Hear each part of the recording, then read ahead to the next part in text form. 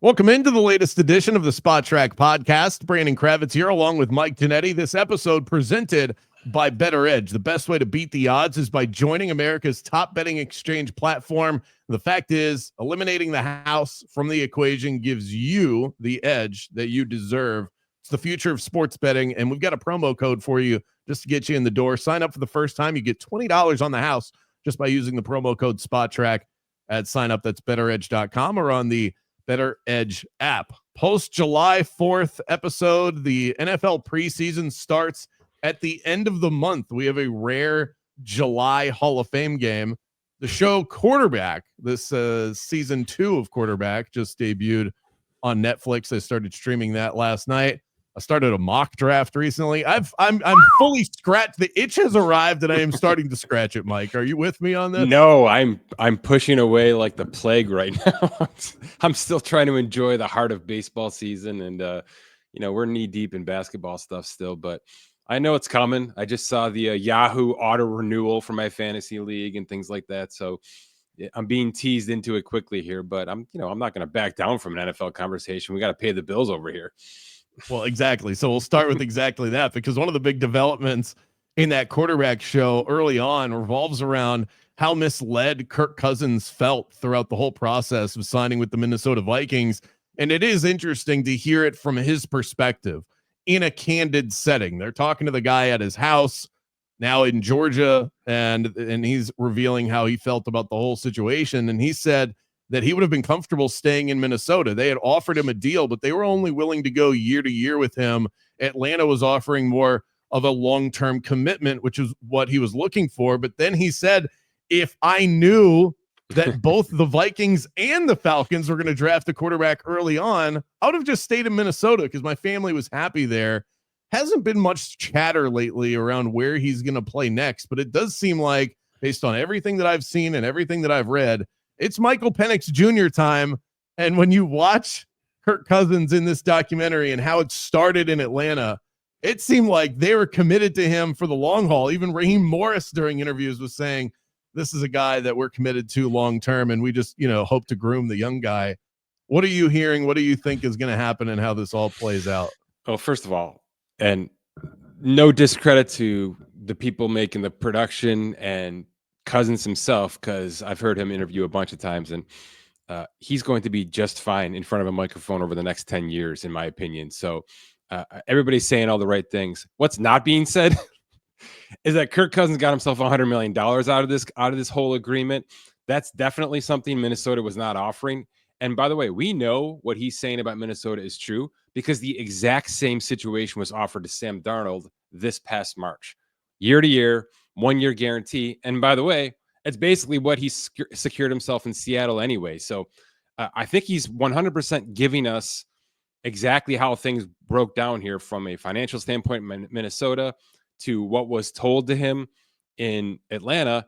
And it's one of the unique situations of having free agency be 2 months before a draft, right? It's the exact opposite in the NBA, right? Things happen with the draft, and that 100% funnels new conversations into the July 1st free agency, which is like an hour and a half later. So it's the uniqueness of the NFL offseason. It's why I think these kind of conversations become so polarizing, because you do have teams go 30, 40, $100 million invested on somebody, and then have a situation in the draft kind of fall into their laps. There's nobody to blame here. All right. Should Atlanta have said, hey, if things break right, we're going to take a young quarterback because you're 37 and coming off an injury? Sure. But they didn't. And they look kind of like the bad guys here, and they look worse because they're handing a guy $100 million for 5 games of decent play. But there's no losers here. There's just not. Cousins in the twilight of his career, he got handed a huge contract that Minnesota was not offering, that no other team was offering. Does it stink that he's not going to be able to play football right now? Yeah, it stinks. But he wasn't good enough to even make himself a part of this conversation in 2025. And the injury was a part of that, and his poor play was a bigger part of that. So it's Penix season. I somewhat applaud the Falcons for overly being aggressive in 2024 to put themselves in the situation, because the opposite side of this, Brandon, is we're wondering if Kirk Cousins can make it 4 weeks in 2025, right? It's not about who should be starting. we wouldn't even have that answer. So I applaud them for taking this position, which is the biggest position in all of sports, and throwing as much money and assets as humanly possible at it in a time where they needed to kind of rebuild on the fly. They've been aggressive defensively. They've been aggressive with weapons. They're going to give Drake London a massive contract here in the next couple of weeks, in my opinion.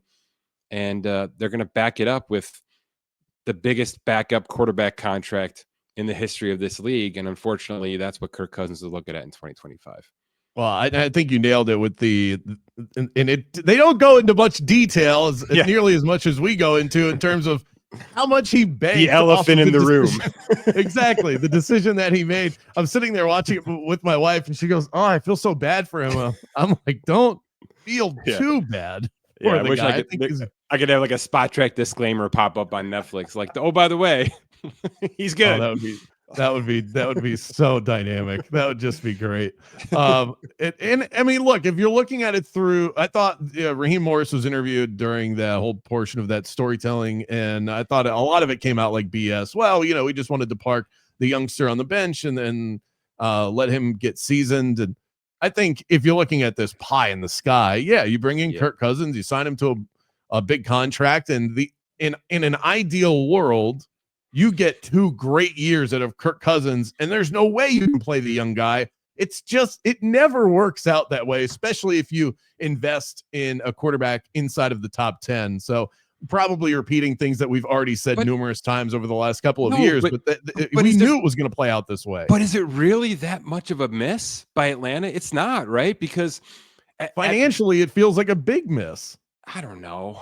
I mean, they were rolling Desmond Ridder out there, right? And they made way bigger mistakes than Kirk Cousins, in my opinion, because it's not our money. Okay. But imagine they use that. It's not about spending the money. It's about what you could have used that money to put that towards something else.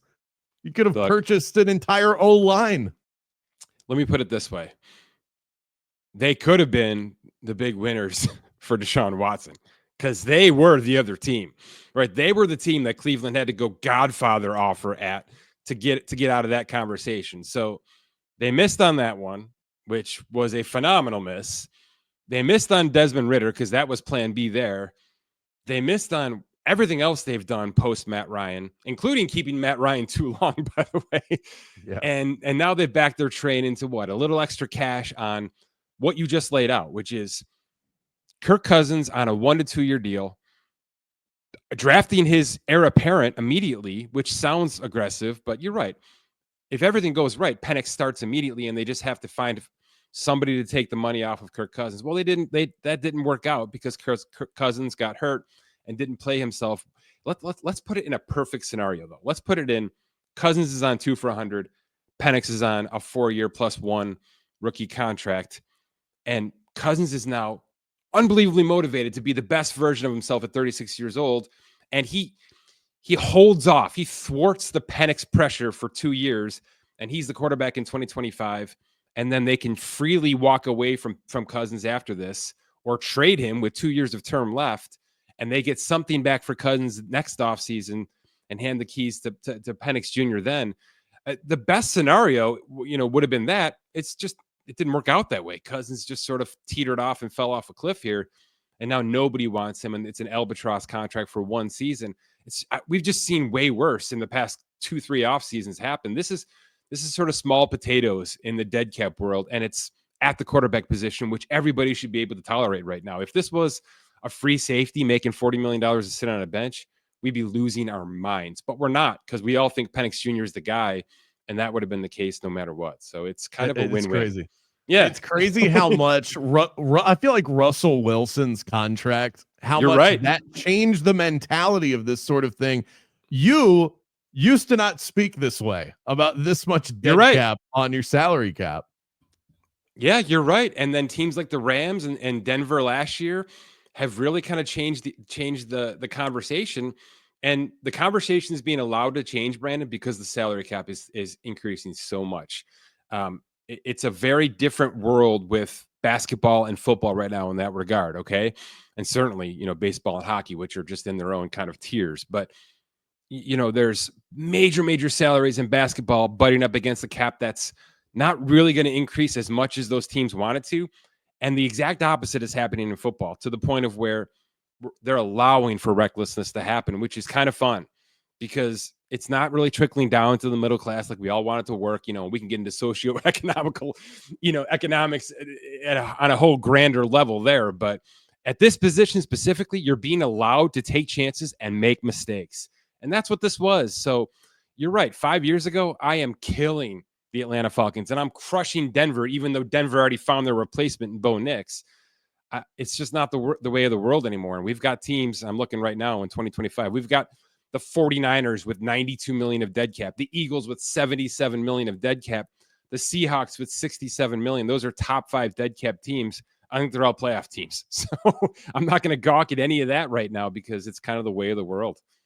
Well, good for you for being flexible. You taught me dead cap was bad 5 years ago, and I have remained rigid in that. But good for you. Well, one more thing on this, Brandon, Yeah. because it's only allowable and feasible and doable and winnable because of the way that the system works, that you can convert salaries, that you can use void years and dummy years, and you can kind of turn this into a soft salary cap.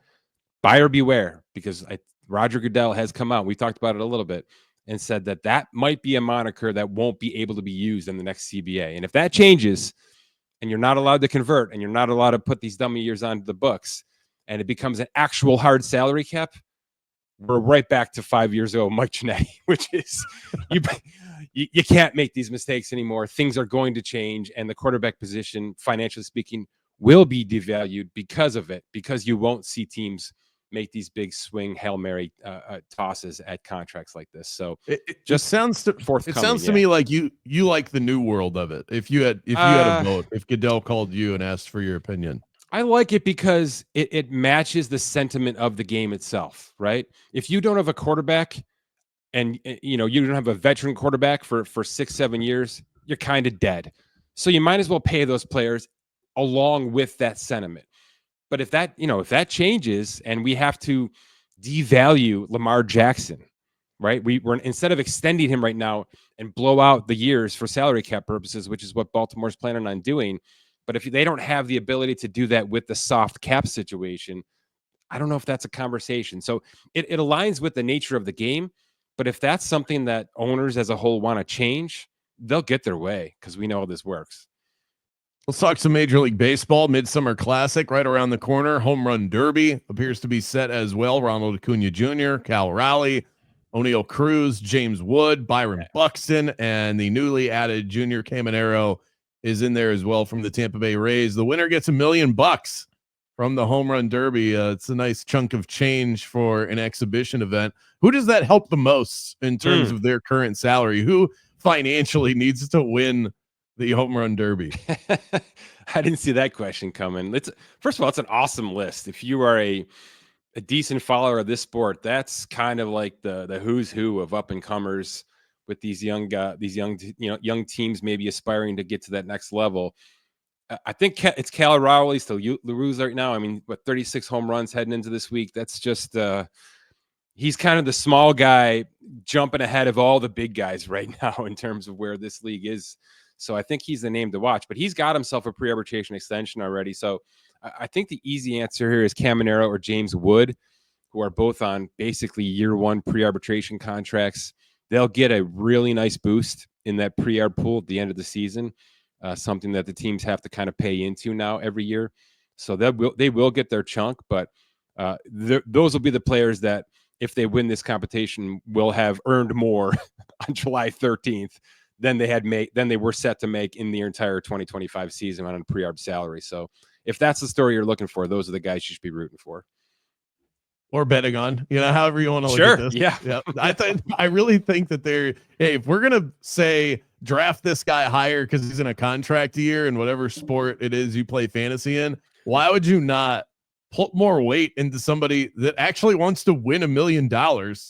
With that is not a small chunk of change. We're talking about a real payment here. And for a guy that's not making Ronald Acuna Jr. money, but can hit home runs like these other individuals that are in the contest. I think looking that way is I a don't pretty know, sharp though. look. There's something to rooting for the hometown kid, though. You know what I mean? Like Acuna in Atlanta. There's something. I don't know if I'm ever going to forget that Bryce Harper one in Washington. That was incredible. That was must-see TV. He's wearing the USA bandana. It just everything about that just absolutely soared to the next level. So if Acuna is going to put on a show like that, I'm kind of rooting for that myself. I'm a little bit disappointed that Pete Alonso not going to take part in the home run derby. It's become his event. He's like the Joey Chestnut of the home run derby. I know his agent got in his ear on this one, and I kind of agree with it because what he just went through this offseason sucked. You know, he ended up exactly where he wanted to be on a good price for 1 year. He's going to opt out. And barring a Mets extension mid-season here, which is just not Scott Boras-like, so it's not going to happen, he's got to kind of keep his ducks in a row here, right? He's got to put all of his weight into the 2025 Mets and the 2026 offseason. So I get it. You know, you can't go out there and extend yourself because I know this sounds stupid because it's a sandlot sport, but this is a grueling event. I mean, it really is. I don't think it's so. I really don't think it's silly to say that. It's with the time clock now. It's not the leisurely 10 outs that it used to be. These guys are going through a rigorous exercise in trying to hit the ball over the fence. Watch these guys take their sips of Gatorade during their timeouts, and that's all you'll need to know. They are beaten down from these swings to take these big ass swings for 2 minutes on intervals here, because they're also warming up in bullpens for 10 minutes just to get themselves ready and get their muscles ready. So yeah, it's it's like a big relief appearance 3 times over, 3 times in an hour, you know what I mean, which is unheard of in this day with the science we know. So I'm not going to go out there and try to make the home run derby woke, but it's definitely, not something you should probably do every single season. So I'm going to give Pete a break on this one. I hear people talk about the home run derby drop off often. I still haven't actually seen or sought out the statistics behind it, but it does make sense. Yeah. That you hit fewer home runs after the derby than you did pre-derby in terms of a per plate appearance basis. Because you're changing your swing, because you're putting all of that, you're taxing your body in that way. And if there are numbers, that's just, I think it's just something people say. I don't know that the numbers back that up or not, but if they do, you have to take that into account because it is such a rigorous event. So as crazy as that sounds, fascinating find by you in terms of the all-star list of the guys that are actually on the all-star teams in the American and National League. 7 of the top 10 payroll salaries were left off of the 2025 team. Is this a warning sign to clubs across the country, or is this just a symbol of a changing of the guard, that we have this new crop of talent in Major League Baseball and the Mike Trouts of the world just aren't as valuable as they once were? Yeah, I only did that list to get Anthony Rendon back out there because that's just the contract we shouldn't forget. But it's a mix. It's always a mixed bag. I don't think this is really that big of a one-time anomaly. This is kind of the going rate. Now, look, Soto's certainly a conversation we could have. Ohtani, by the way, probably should be on this list, but because of the way his deferred salary works, his payroll salary is $28 million. He's in the top 20, not the top 10.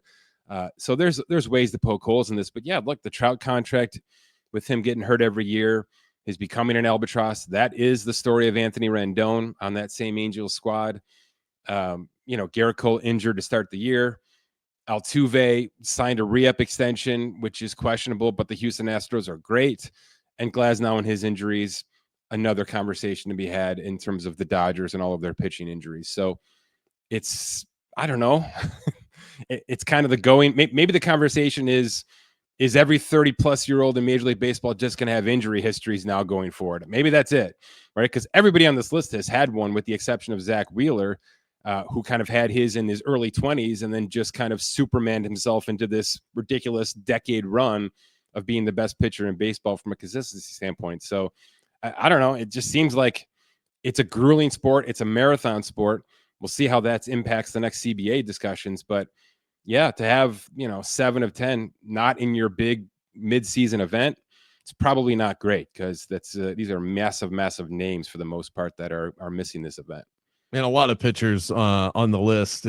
It's interesting because pitchers are as valuable to wins and losses in baseball as quarterbacks are in football, yet they get injured, especially the older ones like running backs. And so you kind of have this convergence of, we have to pay you because we can't win at a serious level unless we have elite pitching. Yet these guys, when they get older, they just drop like flies. It's just the nature of the business. Yeah, it's a bummer. It's definitely the biggest issue that needs to be looked at going forward, because if you're going to change the pay structure, are you going to completely wipe out these big contracts in doing so and make it an actual rookie wage scale type game? I know that's what owners would love to do, but it's definitely the biggest battle right now, because you're right. We're gonna log on next Monday and Tuesday to these events and see a hell of a lot of young talent. That's super exciting, but hasn't been paid yet. And if you're watching them thinking these guys are going to make a boatload of money, I think baseball itself is looking at it exactly the opposite way. Is just how long can we ride them out and not have to pay them before the next crop comes in? And that's, I think, the balance that's being struck, which is going to lead to an absolute guaranteed, Rob Manfred already said it out loud, lockout in December of 2026. I can't wait to dig into the future of Paul Skeens. That deserves its own episode one day. Let's talk some NBA. We'll start with my Orlando Magic, making one of the more obvious moves of the offseason, locking up Paolo Banchero to a 5-year extension worth $239 million, but up to $287 million if he reaches all NBA status, wins a defensive player of the year. Don't see that one in the cards, or an MVP, which is more likely. The question here is, do we ever see players turn this down? I feel like the answer is no. This is perhaps the biggest formality in sports right now, that these guys that can sign the rookie max extension always do. Are there exceptions to the rule out there, or is that the case? This would have been a lot harder question to answer until yesterday when Chet Holmgren essentially did that, Brandon. He essentially took the max at his 25%. And we're still trying to find the actual details. That's coming soon. Keith Smith's all over this crap, like within hours of me asking for it. But Chet Holmgren essentially took the 25% rookie extension max, but did not build in the full language to make it a designated rookie extension to get to 30%. It sounds like the max it can go for Chet is 26%, 1% more than what he just signed for. So, yes, we are seeing players, especially on the big teams like OKC, sort of understand that we can't go all the way up and keep this thing together for even 3 years, let alone 5. And that appears to be the line in the sand right there. SGA did get his full max extension. It sounds like all the way up with the language. Chet took a little bit less. So now in OKC, Jalen Williams, the good Jalen Williams, is next up to get that extension. I wouldn't be surprised if it looks a hell of a lot like Holmgren's, which is we're gonna max it out on the base level, but it's not going to be maxed out with language to go all the way up to 30, because we're reserving that space for SGA, and we're happy making $250 million underneath him, but not a dollar more at that point in time. So maybe that's the start. Maybe this is the new model. And of course it's Sam Presti, right? Starting the new trend to sort of understand how the second apron stuff can work with a young core that needs to develop into massive contracts. And I'm sure Orlando is watching very carefully over there. So what you're saying is that this is something that general managers are looking at and trying to perhaps press this contract a little bit. It's not something that we see players often say no to. They're not going to say no to the contract, that's for sure. But the back and forth of just how strong the language is in that contract to make it even worth more if they're all NBA, if they're defensive players of the year, the stuff you're talking about there, that's the stuff where there's some wiggle room. There's some negotiations. And like I said, Presti's gotten Holmgren to come down on those a little bit. Banchero didn't. He took the max, but I think we can look at Banchero and put him in the SGA conversation in Orlando, right? He's sort of the focal point piece, and maybe Suggs has already taken his discount. Franz Wagner took his discount a little bit with that language. we'll see what else has to happen to keep this band together, assuming that Orlando can kind of grow into that OKC model a little bit over the next couple of years. Well, and that's going to be the key is, can this team be as good as they've set themselves up to be? Their starting five is locked in through 2029 at a minimum. Are they now one of the most, if not the most, pot committed teams to their starting lineup in the entire NBA? They are, but it's the first iteration of this, right? So it's still super playable for the next couple of seasons, and then it gets wonky. And then you start having to trade off pieces one or two at a time, like we're seeing in Boston and Denver here over the past couple of off seasons, just to sort of stay afloat. And by the way, that's coming for OKC. Everything I just said about the Thunder isn't going to exclude them from that conversation. And if you just want to, flash forward even to next off season, my guess is there's going to be big conversations on Lou Dort, Isaiah Hartenstein, players like that who have club options that Presti's probably going to have to punt on just to keep those big three together, despite the fact that there's been some concessions from a financial standpoint. Let's get to our quick hits to wrap today's episode. We've got some breaking news this morning in the world of basketball. Devin Booker extended as well. 2 years added onto his deal worth $145 million. That's 72.5 per year. What are we doing here? I like Devin Booker, but this feels crazy. Well, first of all, I got to be that guy and say that the 145 only happens if the salary cap maxes out over the next 3 years, which we do not expect it to. In fact, we're hearing quite the opposite coming down from the league, which is we got a 10% growth this year. The league has said expect a 7% growth next year. And then they're telling us it might go down to 5 2 years from now in 2027. And we're going to kind of hold it at that 5 rate going forward from there, which sounds like what the league is trying to push for, which is a little bit more of a salary cap smoothing versus maxing it out at the top level, which is kind of what I was foreshadowing at the top of the show here, where the NFL is doing that, maxing out and saying, deal with it, pay your players. And the NBA is sort of saying, hey, we got to protect our owners a little bit here because it's percentage based, right? So if the cap is here, every rookie extension, every veteran extension is 30% of that number. And it sounds like 10% now, but maybe not 10% again for the foreseeable future. So yes, Devin Booker's contract could be 2 for 45 in 3 seasons when it starts. I think it's looking more like 2 for 135, which is still ungodly money for a player 3 years from now, which is when that would kick in. But I don't think these numbers we're seeing for SGA, for Chet, and for and certainly for Booker way down the road are going to get to the levels we think they are, because the NBA is starting to dial things back a little bit, which is like something you and I have talked about. When does that bubble actually burst? It has to at some point. Instead of it actually bursting, the league is just going to dial back how big that salary cap is and kind of restrict just how big these contracts get going forward. So that's that 145, the quote unquote 145. We'll see what that actually turns into. Yeah. None of those dollars are added on to what he's currently making. That is when he gets to that point in his contract. Yeah. And that's really important to note too. It's not like the NFL where, somebody signs an extension and it impacts today's salary cap because of the signing bonus, because of proration, things like that. Really no other league operates that way, right, than the NFL. So when you talk about an NBA extension, it's a tack on to whatever exists now. Same thing in the NHL, same thing in Major League Baseball for the most part. So this is kind of that John Wall extension from way back in the day with Washington, where they didn't have to do anything with John Wall, and yet they gave him 2 extra years. And Houston ended up buying out those years and making him sit at home and watch the games because they didn't want him to be on the court and get hurt. So I don't think it'll get to that point with Devin Booker. It seems like it's now Devin Booker's team again in Phoenix.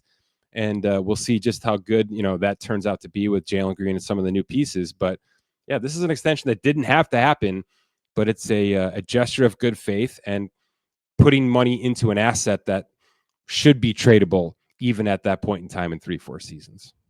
And I hadn't thought about John Wall in a while. So nice flashback right there. I never forget him. He's one of the goats. He is that is content gold for you. Jokic contract delay. That was one of the big topics yesterday across the sports world. It feels like perhaps the biggest non-story out there. Jokic eligible for a 3-year, $206 million extension this summer. but he's going to be eligible for 4 years, 286 the following year. So waiting doesn't feel like a jab at the Nuggets to me. It feels like I'm just going to wait for more money. Is that how you read this as well? It is, and it's kind of a weird situation, right? Because it's really just waiting for one more year to your contract based on how things are allowed to be added onto. So the context here is Jokic himself and what his age will be. He'll be 36 when this 4-year contract ends, which, in the grand scheme of things, LeBron has played way more. Curry's playing way more. Durant's going to play way more than 36. I just don't think anybody expects Jokic to play that much longer than 36. And by the way, that might be the real conversation here is by waiting till next summer, signing the 4-year extension, putting himself on the books guaranteed through age 36, heading to 37 years old. It may be him telling us that's where I'm going to stop, because I think we're all waiting for that moment with him. He just seems to be a guy that loves the sport, but isn't going to overdo it. And that might be the real conversation to be having is by tacking on the 4 years here to what he's got and carrying through 2031. It may be him telling us that's when I'm done playing basketball in the NBA in America. So get ready for that. But I don't know that we'll hear him say that out loud just yet. Well, I think that it going that way wouldn't surprise anybody out there. Let's get to our Bettor Edge bet of the week. You are on a Mets hot streak right now. You have taken me down 2 weeks in a row just betting on your I find them hard to figure out. You keep nailing them on the right day, and they still find themselves in first place of the division. So who knows? But our teams play a doubleheader today, so it feels pretty obvious what direction we have to go here. We're about an hour and a half as of the recording of this episode away from game 1 of a doubleheader for the Orioles and the Mets, and then game 2 at 5:00 on the East Coast. So I'll double up and take my O's 2 times today. Whoa. And you can have your Mets. The second pitcher, by the way, I believe undecided for you guys. So yeah, I'm looking myself actually. I get Morton in the early. I feel better about the early game than the late game, but I'm just going to go complete homer here and just take the Orioles 2 times. All right. I'm definitely taking the Mets, but let's add something to this, because I think the collective under on both of these games should also be there. I just think it's one of those times. We're at All-Star week, right? It's a good time to take unders in Major League Baseball right now. It's also a really good time to take a couple of home runs, because balls are flying out of the ballpark right now in that mid-July weather with storm season kind of all around us. So if you're watching baseball right now and you're seeing some balls just absolutely get cranked out of ballparks, it's a really nice time to go to Bettor Edge and take a couple players that jack the ball out today, which is super fun to do if you don't do that on a regular basis. So the under on this 2-game set plus the Mets to win them both, I'm in. Let's do it. Apparently you have not watched a lot of my I know a lot of Sagano this year for the Orioles, because he'll give them up to you. So I don't know that I can get there in that second game. Well, you're getting the over, so you get the over. Go for it. I know. I'll take the over in both. These are 2 lineups that feel like they've come alive a bit. Do us our favor, go ahead and subscribe and rate the pod that you're enjoying right now. Make sure to visit SpotTrack.com for all of the latest in the sports contractual world. Also use the promo code SpotTrack over at BettorEdge.com or on the Bettor Edge app for $20 at sign up. Go O's. Till next time, Mike. Yep.